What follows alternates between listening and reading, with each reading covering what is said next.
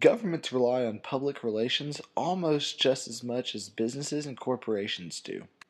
Politicians need it to get elected, to stay elected, and to pass certain measures while preventing the passage of others. One of the earliest forms of public relations in America, and certainly one of the most apparent, came during the American Revolution. When settlers and colonists were deciding whom they wanted to devote their allegiance, the British Empire or the emerging democracy of the New World, they relied on the information available to them. Therefore, their decisions were influenced by the way that the information was presented. This has been a prominent factor throughout the history of the United States. In the 20th century, during the Vietnam War public opinion fiasco, and even in the 21st century when the American people were assured that Saddam Hussein and Iraq possessed weapons of mass destruction. Clearly, in the instances of the American Revolution, the Vietnam War, and the U.S.'s involvement in the Middle East, the government has used information and their possession of it to mold public opinion. The quest for authority and power relies on the controlling of information as well as the strategic presentation of information. While evidence shows that the government can use their control of information to mold public opinion during times of war, it can also apply to domestic issues, in the case of this video, the issue of marijuana. However, while the government has had an active hand in trying to sway public opinion against marijuana, the internet, its biases, and its availability of information has helped to mitigate this power imbalance as it pertains to information about marijuana and the American public. One bias of the internet, according to Daniel Rushkoff, is its bias towards social connections and social contact. One of the driving forces of internet technology is its desire for human contact. The internet is just an extension of us as humans, so they reflect the innate human urge and need to communicate. In terms of marijuana, you see this with the popularity of forums and discussion boards. For instance, here on the Drugs Forum, people such as Pillman and the lovely Glad He Ate Her become what Rushkoff calls living members of a network whose value can only be recognized in a free-flowing and social context.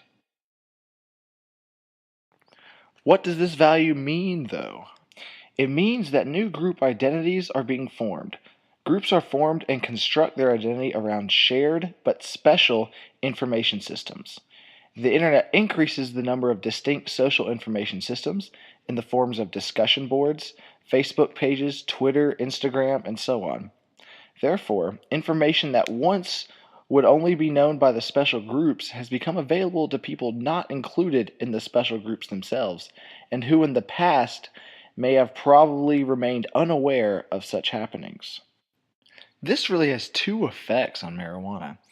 The first is that groups who at some time were looked down upon, feared, or ignored may seem less detrimental and more acceptable, or at least tolerable, within society. The second effect, though, is that groups who were previously revered, respected, and esteemed lose some of that authority. And this is where the internet has been quite pervasive in fostering future generations to question the authorities, and subsequently the statements pertaining to marijuana that are made by authorities.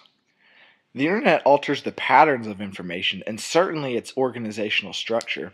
Hyperlinks can take an internet traveler virtually anywhere.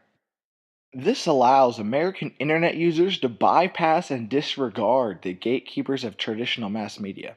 When everybody has access to information, it becomes homogenized, and what happens is that traditional backstage behavior is brought to the forefront of American culture. Even if people do not smoke marijuana, they have become aware of its popularity through internet memes, YouTube, Facebook, and even television shows, which can also be viewed on the internet. One result from this homogenization of information is that groups formerly isolated or plagued with taboos will demand equal rights and treatment. This is a very apparent phenomenon in the case of marijuana, as we're seeing all over the country, such as Denver, Ann Arbor, D.C., Portland, Oregon, and even Washington State. As a result of the internet quelling the status of those in authority, more people perceive the behaviors of authorities as arrogant, pretentious, and condescending.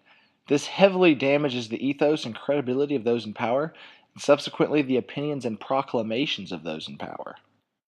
Some may raise the question of whether to trust the scientific studies of the government over the testimonies of people that are really unknown to the viewer. However, another bias that Rushkoff mentions is the bias of truth and fact rising over fiction.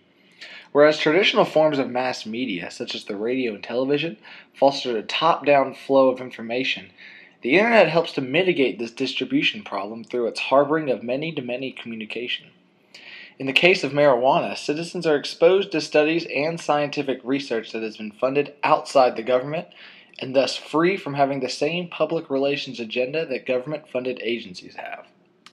One example of this is that the government claims that marijuana affects driving because it impairs judgment and motor coordination, slows reaction time, and that an intoxicated person has an increased chance of being involved in and being responsible for an accident. Internet users are free to draw their own conclusions about marijuana's effects on driving because they can also read that accident risk caused by cannabis appears limited because subjects under its influence are generally aware of their impairment and compensate to some extent, while the exact opposite can be said of alcohol. They can also see studies where, after testing almost 8,000 people, the results failed to demonstrate that drivers with cannabinoids in the blood are significantly more likely than drug-free drivers to be culpable in road crashes, and that THC's effects on road tracking never exceeded alcohol's at BACs of 0.08%. In another instance, internet users are again free to draw their own conclusions about whether marijuana is a gateway drug, as the government attests, because they can clearly see that a 2002 study by the Canadian Senate found that marijuana is not a gateway drug to the extent that it is a cause or even that it is the most significant predictor of serious drug abuse, and that for every 104 Americans who have tried marijuana, there's only one regular user of cocaine and less than one user of heroin. So, in conclusion, while the information on the internet about marijuana does not assure the widespread acceptance of marijuana, it certainly demonstrates some of the effects mentioned when examining current public opinions regarding marijuana. Due to the ease of manipulating digital files, advocates for marijuana can repurpose the meanings of pre-existing cultural icons to fit their own agenda.